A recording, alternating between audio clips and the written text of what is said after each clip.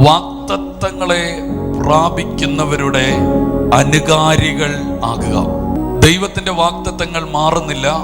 ദൈവത്തിന്റെ വാഗ്ദത്തങ്ങൾ അത് നിലനിൽക്കുന്നതാണ്. നിങ്ങൾ മന്ദതയുള്ളവരാകരുത്. ആമേൻ. എന്താ ഈ മന്ദത? വാഗ്ദത്തമുള്ള ഒരു വ്യക്തി ഒരു ഈസി ലൈഫായി നടത്തരുത്. അവർ ഇച്ചിരി സീരിയസ് ആയിരിക്കണം. എപ്പോഴെങ്കിലും എഴുന്നേറ്റാൽ, എപ്പോഴെങ്കിലും കിടക്കുക, എപ്പോഴെങ്കിലും ചെയ്യുക, എന്തെങ്കിലും ചെയ്ത എന്നാണ് ചോദിച്ചാൽ ഒറ്റ ചോദ്യം, അതിന്റെ പേരായി മന്ദത.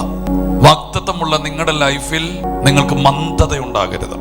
ഇന്ന് യേശുവിന്റെ അധികാരമുള്ള നാമത്തിൽ ജനത്തെ വളരെ ലളിതമായി ജീവിപ്പിക്കുന്ന, സീരിയസ് ഇല്ലാതെ ജീവിപ്പിക്കുന്ന ചിന്താഗതികൾ യേശുവിന്റെ നാമത്തിൽ മാറട്ടെ.